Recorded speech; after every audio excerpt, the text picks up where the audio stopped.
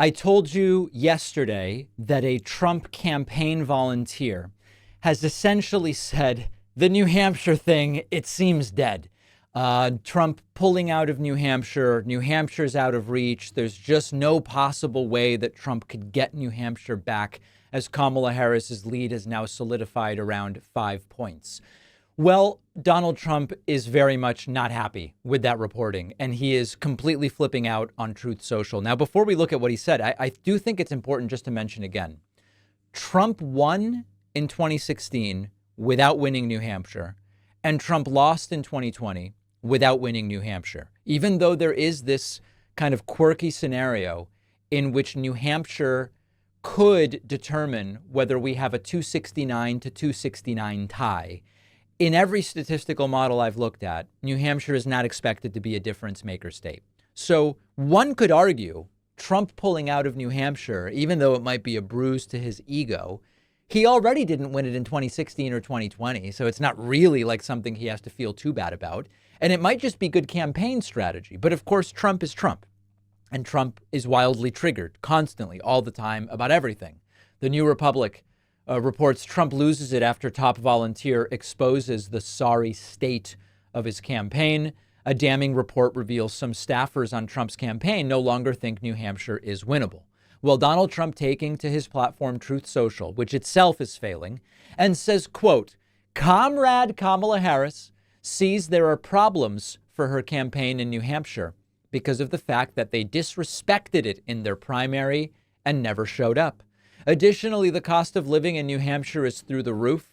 Their energy bills are some of the highest in the country, and their housing market is the most unaffordable in history.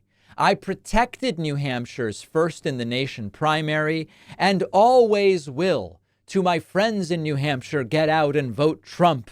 Together, we will make your capital S state and America capital S strong, capital S safe, and capital P prosperous again. Just capital letters randomly all over this thing.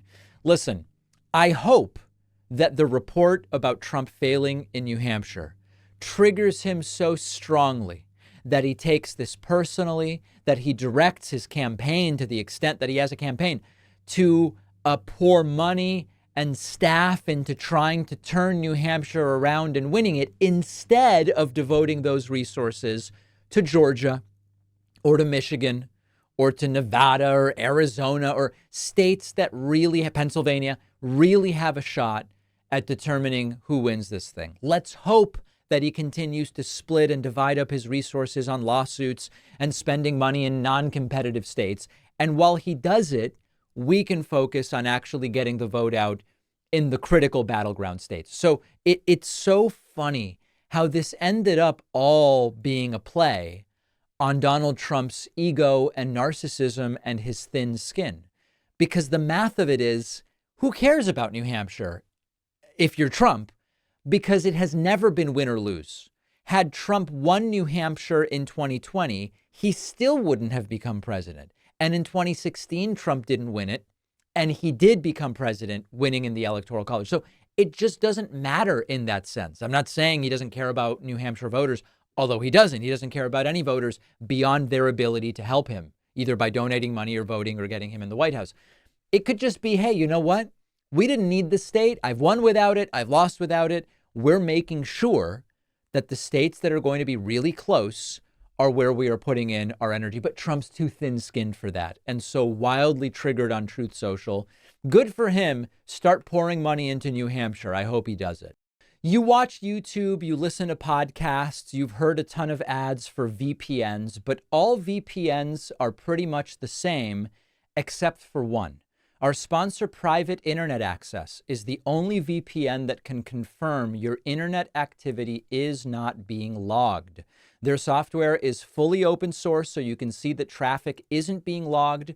Their systems are also independently audited by the Big Four accounting firm Deloitte to confirm nothing is being logged, and they've demonstrated multiple times in court they have no record of user activity. Everyone should use a VPN when they connect to the internet.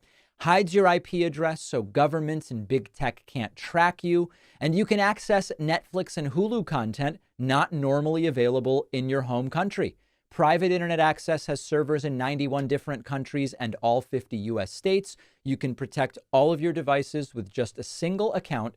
And Private Internet Access is giving my audience 83% off. Comes out to just $203 a month plus 4 extra months for free. Go to piavpn.com/Pacman. The link is down below.